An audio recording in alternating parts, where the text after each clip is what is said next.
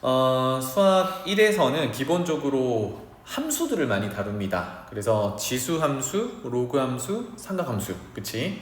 그 다음에 삼각함수 끄트머리에는 뭐가 있냐면 사인 법칙, 코사인 법칙, 그 다음에 삼각형 넓이 구하는 내용들이 들어있어요. 그 다음 마지막 단원이 수열 단원입니다. 그 수열 단원이 뜬금없이 들어있는 게 아니라 수열도 항의 번호가 지정되면 그 값이 나오잖아. 이런 구조지. 마치 x를 정하면 y가 정해지듯이, 그러니까 함수의 구조를 띠고 있어서 그 뒤에 붙어 있는 거고요.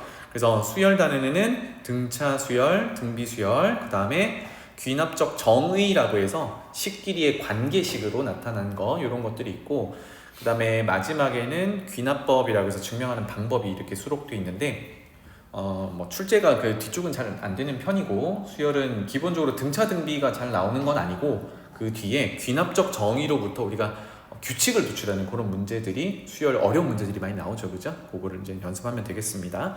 그래서 오늘은 지수함수, 로그함수, 삼각함수까지 이렇게 한번 진행을 해볼게요. 내용들은 거의 다 알고 있을 거니까 빨리빨리 체크만 하고 넘어가겠습니다. 지수함수는 y는 a의 x제곱, 지수에 미지수 x가 들어있는 꼴, 이거를 지수함수라고 하고요. a, 요거를 밑이라고 하는데 밑 조건에 따라 지수함수라고 정의하려면 밑은 0보다 크고 1은 아니어야 해. 이게 밑 조건이었습니다. 괜찮죠?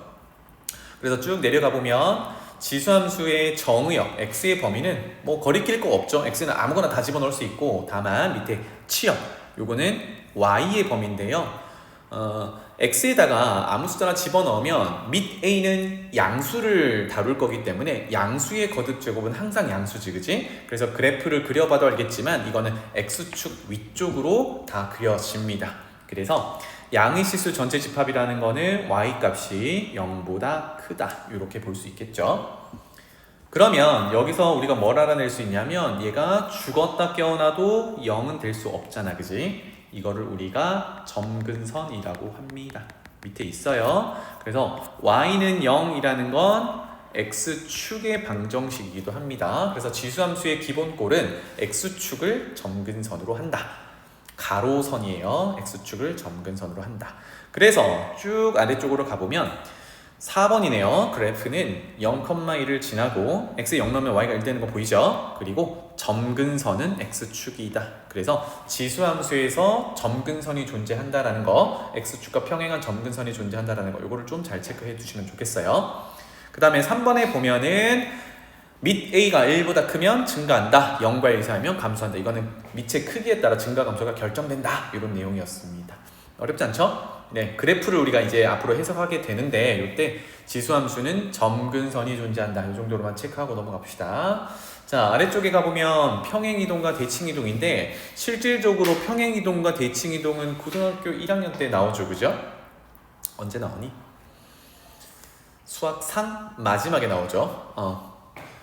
도형의 방정식에서 나오는데, 이제 평행이동, 대칭이동, 이거는 x축을 얼마만큼, y축을 얼마만큼 평행이동한다. 이게 점의 평행이동이랑 곡선의 평행이동이랑은 개념은 똑같지만 우리가 식에 적용할 때는 함수, 그래프의 평행이동은 부호가 반대로 돌아간다. 이거 기억나죠? 네, 그거 꼭 체크해 주시고, 그 다음에 대칭이동은 크게 x축 대칭, y축 대칭, 원점 대칭, y는 x 직선 대칭으로 구성이 되죠. 그래서 아래쪽으로 바로 내려가 볼게요.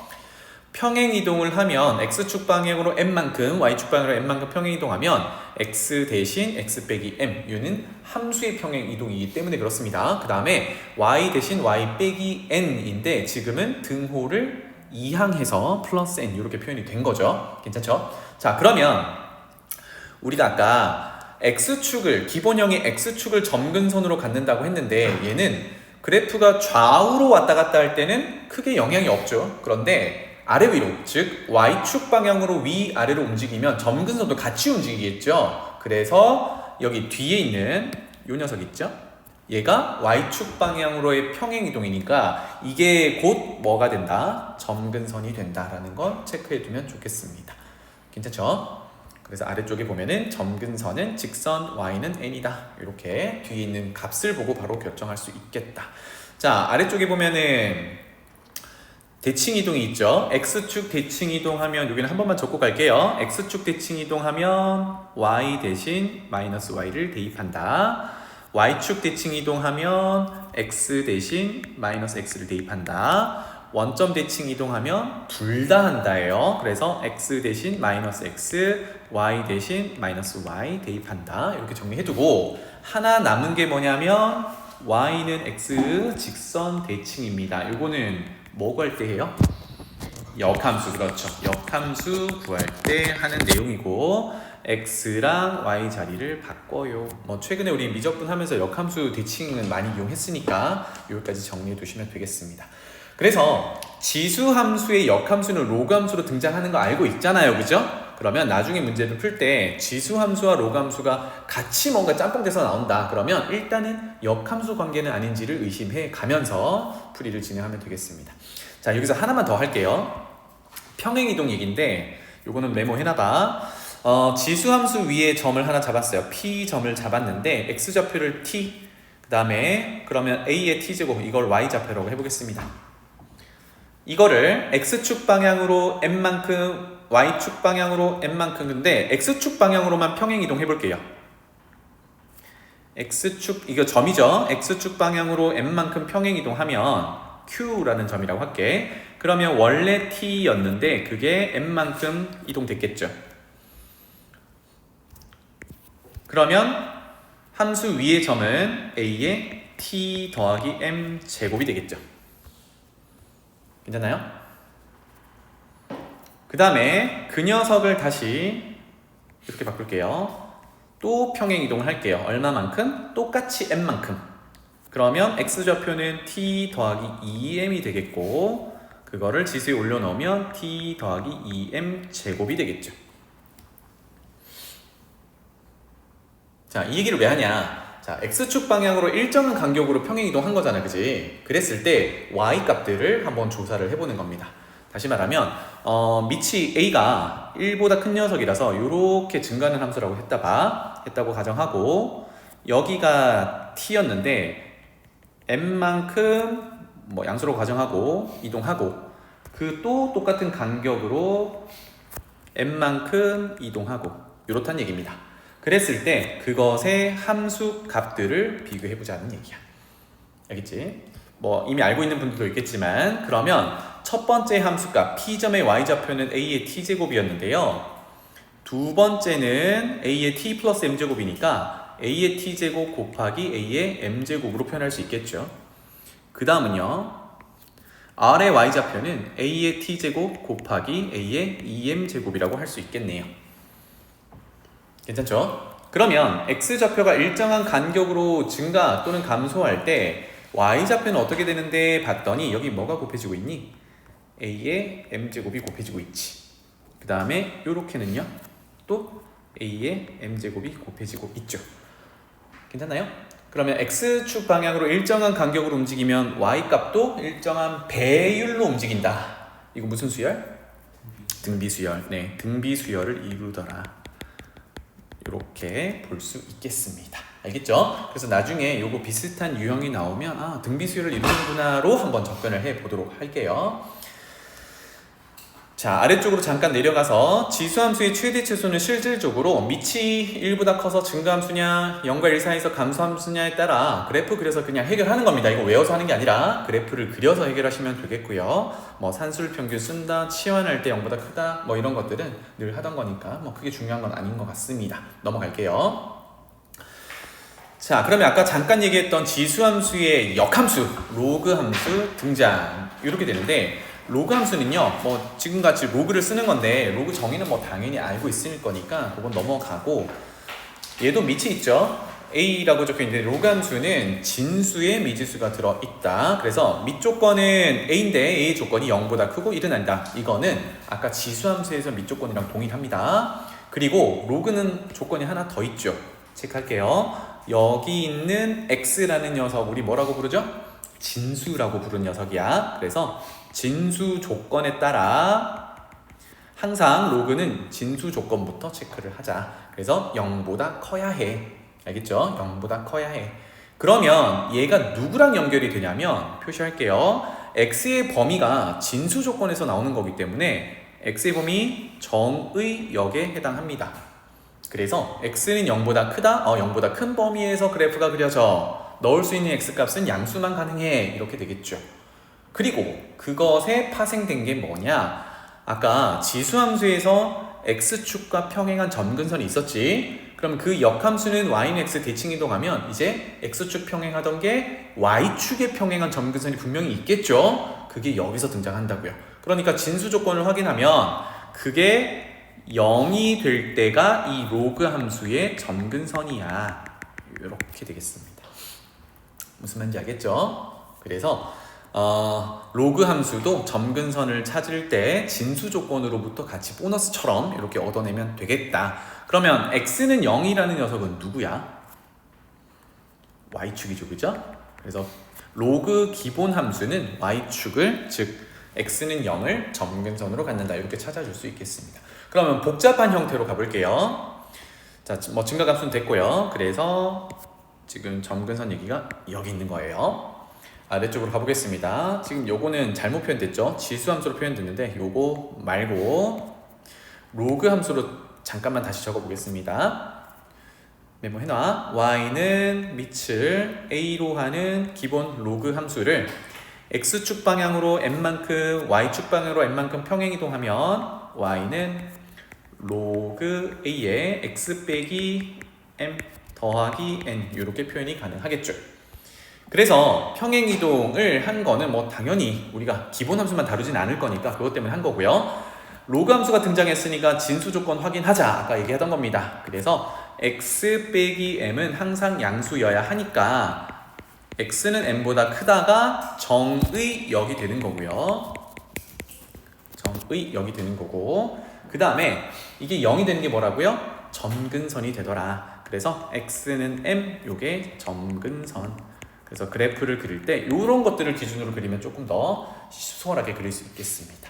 알겠죠? 그래서 점근선 찾는 내용 여기 한 번만 더 체크. x는 m이더라. 진수가 0이 될 때의 x값이 점근선이더라. 보면 되겠고요.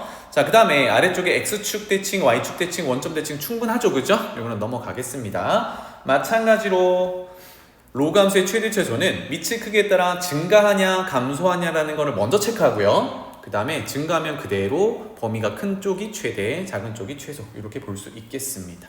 어렵지 않죠? 그래서 쭉 넘어갈게요. 마지막 네 번째, 아까 언급했던 기본 지수 함수와 기본 로그 함수는 서로 역함수 관계, 즉 y는 x의 대칭 관계다. 이거 분명히 지수 로그 함수가 같이 등장하면 역함수를 체크하는 문제가 있을 겁니다. 알겠죠? 자, 넘어갈게요. 그래서 수1에서는 주류를 두는 게 함수를 다루는 겁니다. 그래서 우리가 모의고사 수능 문제에서도 함수를 기본적으로 잘 다룰 수 있어야 돼. 요게 이제 그래서 핵심으로 뽑아온 거고요. 삼각함수 그래프만 일단 다시 뽑았습니다. 볼게요. 삼각함수는 주기를 가지고 있죠. 그래서 주기함수라는 건 뭐냐? 같은 그래프가 반복된다. 요거였어요. 그런데 이 표현을 많이 봤었지. fx 플러스 p는 fx. 이거를 뭐라고 해석하냐면 여기서도 언급을 해놨지만 얘가 주기가 p예요 라고 직접적으로 해석하는 거는 항상 옳은 건 아니야. 얘는 뭐라고 해석해야 되냐면 간격 p마다 컨트롤 C V다. 그러니까 간격 p마다 같은 그래프가 계속 나와요 라고 해석을 하는 거죠. 알겠죠? 그러면 선생님 주기는 뭔데요? 얘를 주기 함수라고 부르긴 하는데 주기가 여기 보이는 p라고 하려면 우리가 반복되는 그 간격 중에서도 가장 좁은 간격, 가장 작은 양수값을 주기라고 합니다. 그 값이 만약에 p라고 하면 p가 주기가 되는 거죠. 이 얘기를 잠깐 해볼게요.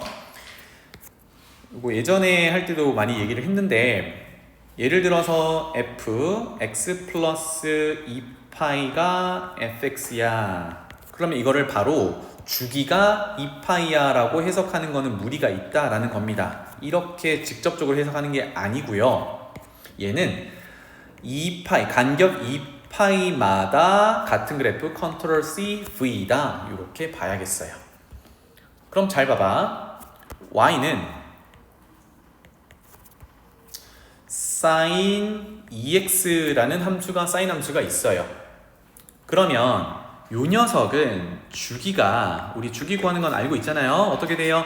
sin 기본 함수의 주기 2파이를 x의 개수 절대값 2로 나눈다. 주기는 파이가 됩니다. 그럼 그래프까지 한번 연결해 볼게요. 0 이상인 쪽만 그려보겠습니다. 주기가 파이니까 한 주기 요렇게가 파이만에 도착합니다. 그러면 한 주기 또 가서 2파이 요렇게 되겠죠. 괜찮죠? 그런데 위에서 얘기한 fx 플러스 2파이가 fx랑 같다를 만족하는지를 보자고. 그럼 요 녀석은 요게 한 주기긴 하지만 요만큼을 해서 요렇게 잘라주면 이만큼 덩어리가 그 다음 2파이 간격에도 똑같이 나오겠죠. 그러니까 위에 fx 플러스 2파이가 fx다 라는 걸 만족하는 함수야. 그렇다고 해서 얘를 주기가 2파이로라고 해석하면 틀린다는 얘기입니다. 무슨 말인지 알겠지? 자, 그래서 요거는 좀 잘 알아두세요. 만약에 y는 sin ax, a가 양수라고 가정할게요. 코사인도 마찬가지고 탄젠트도 마찬가지입니다. 얘네들의 기본 주기는 알고 있는데 이렇게 x의 개수가 바뀌면 주기도 바뀌잖아요. 아까 했던 것처럼 기본 주기 2파이를 x의 개수 절대값으로 나눈다. 양수니까 그냥 a라고 쓸게요. 이렇게 되면 우리는 뭘 체크하냐면 이러한 주기가 몇 번 반복돼서 위에서 얘기한 2파이 간격에 딱 맞춰지면 계속 반복되는 거죠. 그치? 그러니까 위에서 얘기한 fx 플러스 2파이가 fx를 만족하는 건 주기가 2파이 녀석도 가능하지만 자기 주기의 몇 배를 해서 여기서 쓴 n은 자연수여야겠죠. 몇 번 반복이 돼서 2파이에 딱 맞게 떨어지면 그것 또한 반복되는 녀석이란 얘기야. 무슨 말인지 알겠지? 그래서 이것 또한 위의 관계식을 성립하게 한다. 이런 조건을 세워주면 좋겠습니다. 괜찮죠? 네. 이거 기말고사 준비하면서 미적분에서 이런 문제 아마 봤을 텐데 기억하는지 모르겠네요. 어쨌든 요거는 관련 문제 나오면 그때 다시 얘기해 보겠습니다. 자, 그래서 그래프 잠깐만 짚고 넘어갈게요. 많이 보던 거죠? 사인, 코사인은 기본적으로 주기가 2파이를 가지는 녀석입니다. 주기가 2파이 기본 주기예요. 그리고 쭉 읽어보고 갈게요. 정의역은 x의 범위인데 뭐 거리낄 거 없죠. 모든 실수가 가능하고 치역은 y값의 범위, 그래서 최소값 마이너스 1에서 최대값 1을 갖는다. 이렇게 될 거고요. 메모할 거는 여기입니다. 사인 함수는 원점 대칭, 코사인 함수는 y축 대칭. 이걸 우리가 뭐라고 부르죠? 원점 대칭 함수는 기함수, y축 대칭 함수는 우함수. 그럼 이거는 적분이랑도 연결이 되죠, 그죠? 우함수, 기함수, 정적분. 이거 체크해 주시면 좋겠고요. 그 다음에 아래쪽에 탄젠트 함수인데 탄젠트 함수는 사인 함수랑 코사인 함수랑 다르게 뭐가 존재하냐면 점근선이라는 게 존재해요. 또 다른 점이 뭐냐면 최대 최소가 없습니다. 기본적으로 우리가 제한된 범위라고 하면 최대 최소를 구할 수 있지만 기본적으로 기본 함수에서는 최대 최소가 없고 점근선이 존재한다입니다. 그래서 1번에서 x를 제외해 놓은 곳이 정의를 할 수 없는 곳이고 이게 곧 뭐다? 점근선이다. 알겠죠? 그래프에서 잠깐 표시를 해볼게요. 얘가 기본 함수인데 기본 함수 0 이상인 부분에서 보면은 탄젠트 90도, 탄젠트 2분의 파이가 정의를 못하잖아, 그지? 그쵸? 분모가 자꾸 0으로 가니까 무한대로 발산한다 인데 그래서 체크를 해보면 2분의 파이가 첫 번째로 나오는 점근선이고 탄젠트 기본 함수의 주기가 파이다 보니까 주기도 그 점근선의 주기도 파이마다 나오겠죠. 그러면 2분의 파이에 파이를 더한 2분의 3파이. 그런데 여기는 앞으로 점근선의 방정식을 도출하기 위해서 2분의 파이 더하기 주기 이렇게 표현하는 게 조금 더 낫겠습니다. 그 다음에 또 파이를 더하면 2분의 5파이가 되겠죠. 이거는 2분의 파이 더하기 한 번 더, 그래서 2파이를 더한 거 이렇게 되겠네요. 음수 쪽으로 가볼게요. 그러면 음수 쪽에 마이너스 2분의 파이라는 점근선은 2분의 파이에서 왼쪽으로, 즉 마이너스 방향이겠죠. 파이만큼 간 거니까 얘는 2분의 파이 더하기 마이너스 파이 이렇게 표현이 가능하겠다. 결국은 뭐야? 점근선은요 하나로 딱 지정되는 게 아니라 파이 간격으로 왔다 갔다 하는 거죠.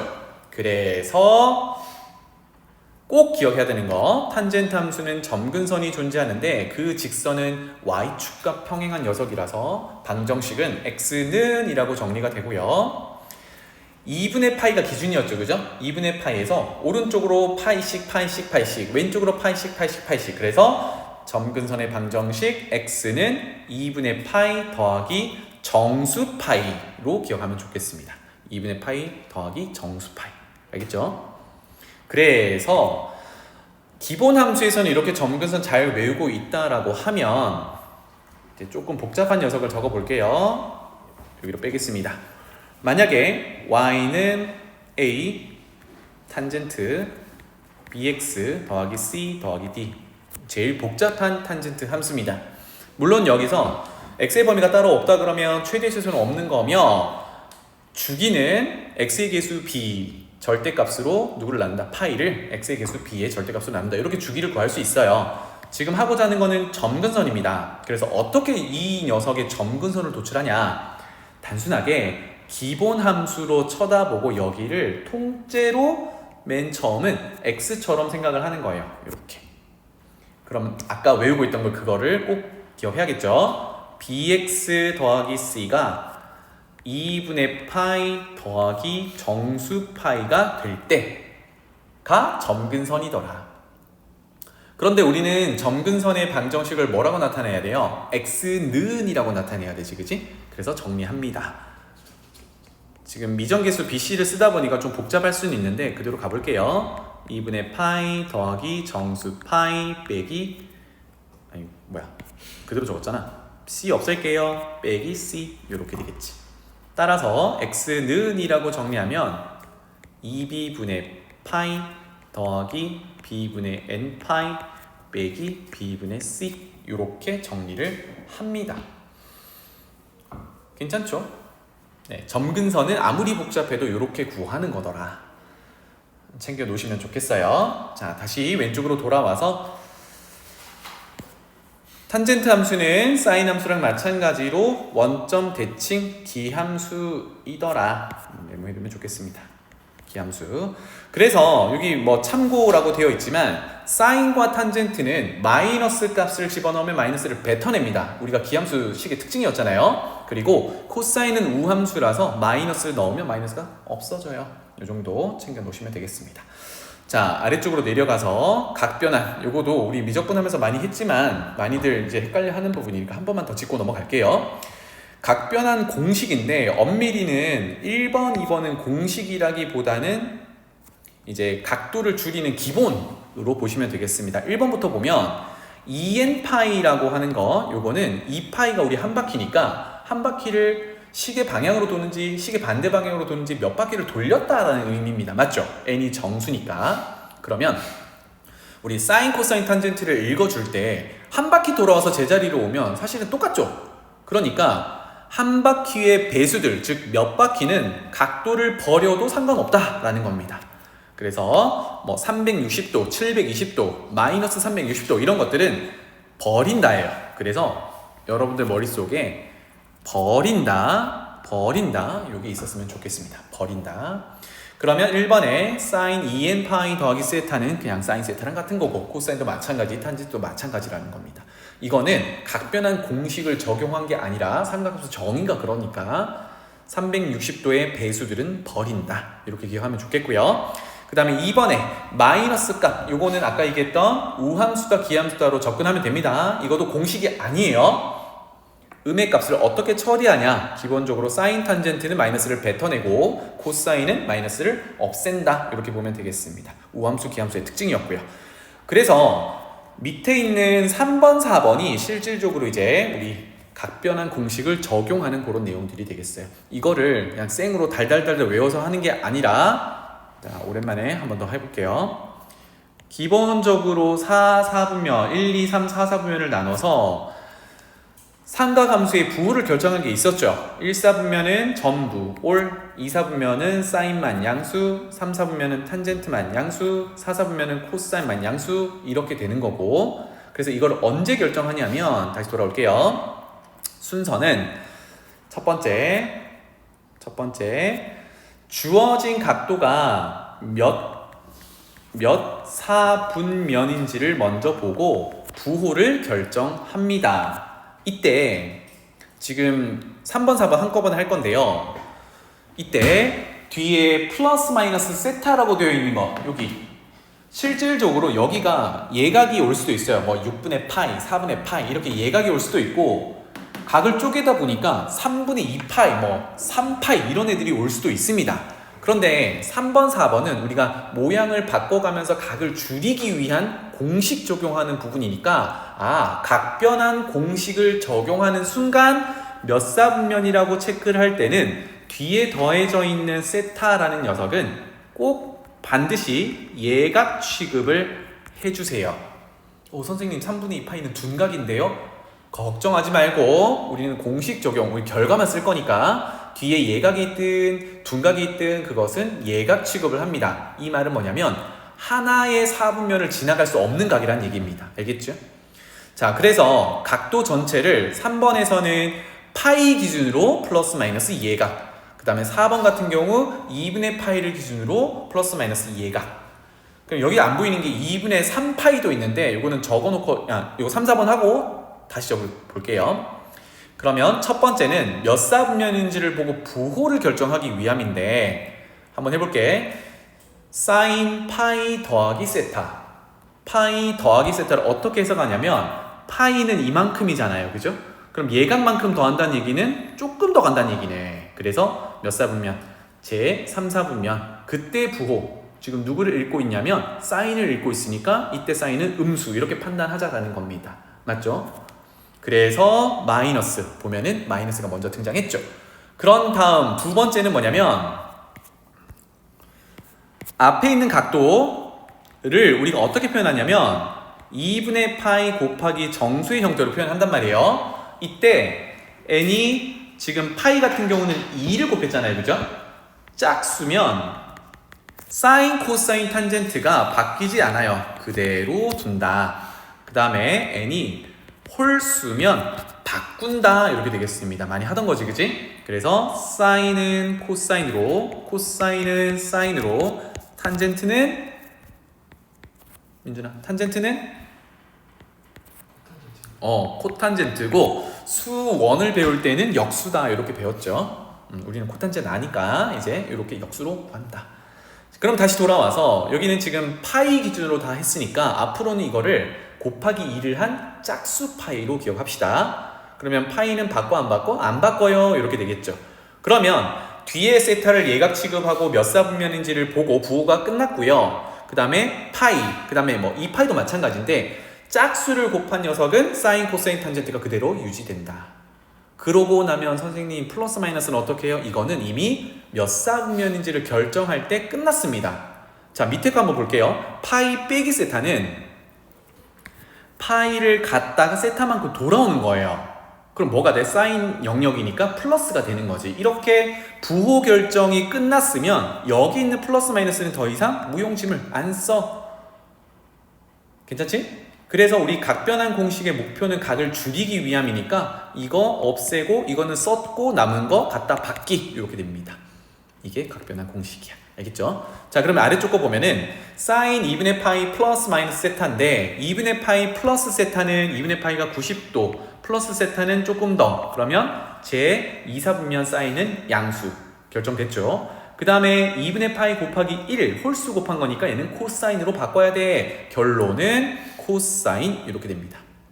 괜찮죠? 그 다음에 사인 2분의 파이 마이너스 세타는 몇 사분면이야? 1사분면이거든. 제 1사분면은 모두 양수니까 당연히 사인도 양수고 마찬가지로 2분의 파이 곱하기 1 홀수를 곱한 거니까 코사인으로 바꿨다. 이렇게 됩니다. 이거를 외워서 하는 게 아니라 상황에 맞춰서 요 올사, 탄, 코를 기준으로 부호 결정하고 2분의 파이에 홀수를 곱했는지 짝수를 곱했는지를 보고 바꿀지 말지를 결정한다. 이렇게 꼭 정리해 두세요. 알겠죠? 그러면 마찬가지로 이제 2분의 3파이 한번 적어보도록 할게요. 사인 2분의 3파이 플러스 마이너스 세타 이거 바로 한번 해봅시다. 일단 첫 번째 플러스 세타 해볼게요. 2분의 3파이 플러스 세타는 몇 사분면? 제 4사분면이야. 그러면 사인은 마이너스겠죠? 그리고 바꿔요, 안 바꿔요? 바꿔야죠. 2분의 8 곱하기 3을 한 거니까. 따라서 사인은 코사인으로 바꾸고 세타 갖다 박아. 이렇게 될 거고요. 두 번째, 2분의 3파이 빼기 세타는 몇 사분면? 제 3사분면이야. 그런데 사인은 여전히 음수죠. 그러면 결론은 똑같아. 이렇게 되겠습니다. 오케이? 코사인 가볼게요. 이건 마지막 연습이니까 2분의 3파이 플러스 마이너스 세타. 그러면 첫 번째 플러스 세타는 제 4사분면. 그럼 뭡니까? 플러스죠, 그죠? 플러스. 그 다음에 2분의 3파이가 2분의 8 곱하기 3 홀수를 곱했으니까 사인으로 바뀌어야겠어요. 그 다음에 아래쪽에 2분의 3파이 빼기 세타는 예각만큼 빼니까 제 3사분면 마이너스죠. 그래서 마이너스의 코사인은 사인으로 바뀌어서 세타 이렇게 되겠습니다. 부호 순서 그대로 따라가는 거네요. 마지막 탄젠트 2분의 3파이 플러스 마이너스 세타. 자, 플러스 세타는 제 4사분면이니까 마이너스고요. 그 다음에 2분의 8 곱하기 홀수 곱했으니까 역수가 되겠죠. 코탄젠트라고 쓸게요. 세타 이렇게 될 거고, 2분의 3파이 마이너스 세타는 제 3사분면이니까 탄젠트 플러스, 그리고 2분의 파이 곱하기 3 홀수 곱했으니까 역수 코탄젠트 이렇게 됩니다. 괜찮죠? 네. 방식을 알아두면 이제 부담 없이 시험에 적용할 수 있겠죠. 괜찮죠? 자, 넘어갈게요.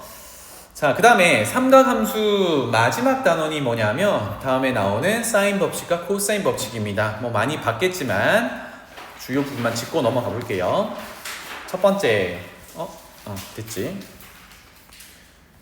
첫 번째, 사인 법칙은 기본적으로 제일 많이 쓰는 게 외접원과의 관계입니다. 만약에 어떤 삼각형의 바깥쪽으로 세 꼭지점을 지나는 외접원이 등장한다? 그럼 사인 법칙 써봐야지. 이렇게 되겠어요. 그래서 사인 법칙 기본 공식 외워둬야겠죠? 사인 A분의 마주보는 변의 길이, 사인 B분의 마주보는 변의 길이, 사인 C분의 마주보는 변의 길이가 지름의 길이와 같다. 알겠죠? 지름의 길이와 같고, 여기서 이제 파생되는 녀석들이 있어요. 무슨 얘기냐? A는 ER sin A, ER을 기준으로 다 정리할 수 있겠죠. B는 ER sin B, C는 ER sin C, 이렇게 표현이 되잖아, 그치? 그러면 A 대 B 대 C의 세 변의 길이 B는 ER sin A 대 ER sin B 대 ER sin C니까 공통적인 ER을 다 약분을 해버리면 sin A 대 sin B 대 sin C로 표현이 되더라. 그러니까 삼각형의 세 변의 길이 B는 각도 자체의 비율이 아니라 사인 값의 비율과 동일하다. 그럼 거꾸로 세 각의 사인 값의 비율이 주어지면 삼각형의 세 변의 길이 B가 주어진 거랑 같더라. 이렇게 되겠습니다. 알겠죠? 그래서 이게 코사인 법칙이랑 연결이 됩니다. 그래서 코사인 법칙으로 넘어가 볼게요. 여기는 제1, 제2라고 있는데 사실 제2 코사인 법칙으로 들어있는 게 우리 정규과정에서 배우는 요 녀석이에요. 기억해야겠죠? 이거는 이렇게만 메모하고 넘어갈게요. 오케이? 네. 그래서 코사인 법칙은 뭐 제2 코사인 법칙이라고 적혀 있지만 코사인 법칙은 언제 많이 쓰게 되냐?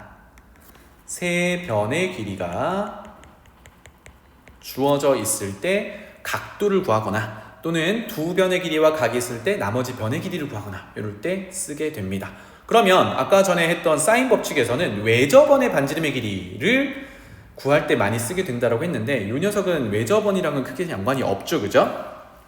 이건 좀 체크하시면 되겠습니다. 자, 아래쪽으로 내려와서 삼각형의 넓이라는 걸 좀 볼 텐데 이거는 그냥 메모만 돼 있어서 그림을 잠깐 그려볼게요.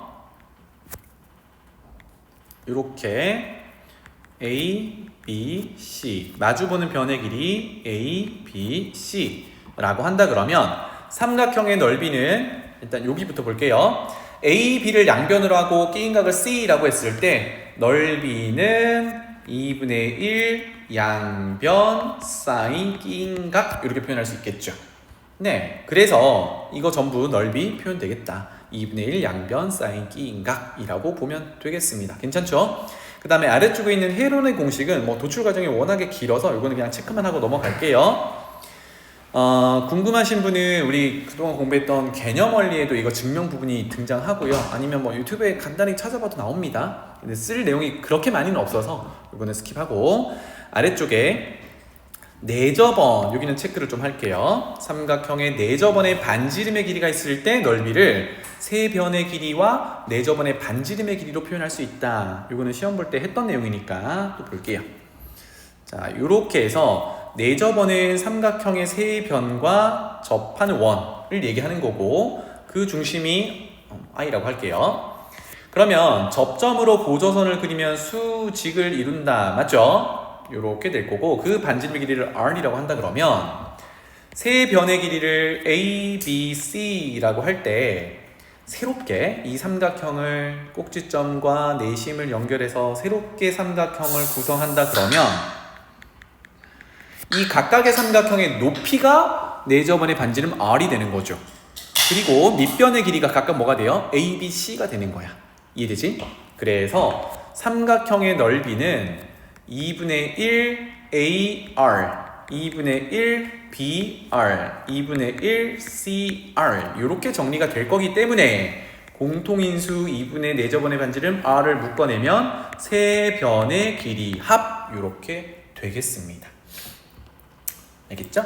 예, 종종 쓰이는 내용이니까 이거는 좀 정리를 해두시면 좋겠어요. 자, 그 다음에 4번에 삼각형의 외저번이 주어진 경우 외저번의 반지름을 이용해서 삼각형 넓이를 표현할 수 있다라는 건데, 이게 생으로 외우기는 조금 부담이 있죠. 그래서 어떻게 이렇게 도출되는지만 간단히 볼게요. 조금 전에 얘기했던 2분의 1 양변 사인 끼인각 이렇게 줄 거잖아. 그러면 사인 법칙에 따라 외저번의 반지름을 이용하려면 사인 C 대신에 뭘 쓰면 돼요? 2R분의 마주보는 변의 길이 C라고 고쳐줄 수 있겠죠. 이게 사인 법칙이 있던 내용이란 말이야. 그렇게 되면 정리하면 4R분의 A, B, C 이렇게 도출이 됩니다. 어렵지 않죠? 그래서 외저번의 반지름의 길이가 주어졌는데 삼각형의 넓이를 구하라고 하면 이렇게 변형해서 쓸 수 있구나 정도만 좀 기억합시다. 변형할 수 있다. 자, 그 다음에 삼각형의 넓이를 이제 확장해서 평행사변형의 넓이, 요거는 대각선을 이렇게 보조선을 그리면 합동인 도형 두 개니까 2분의 1 양변 사인 끼인 각의 2배 이렇게 되는 거네요. 괜찮죠? 그 다음에 사각형의 넓이는 일반적인 사각형은 넓이 구하는 건 쉽지 않습니다. 그런데 특히나 두 대각선의 길이와 대각선이 이루는 각의 크기가 주어져 있다 그러면 이거 했던 거 기억나니? 대각선과 평행하게 꼭지점을 지나도록 이렇게 평행사변형을 구성을 하면 마주보는 각이 세타면서 양변이 AB 이렇게 거꾸로네. AB 이렇게 등장을 하겠죠. 와, 그러면 위에 정리했던 평행사변형의 넓이를 구해서 그거를 반띵하면 처음에 있는 사각형의 넓이를 구하는 거구나. 이렇게 도출이 됩니다. 정리해 놓을 수 있겠죠? 이 정도예요. 그래서 오늘 내용 정리는 여기까지 할 거고,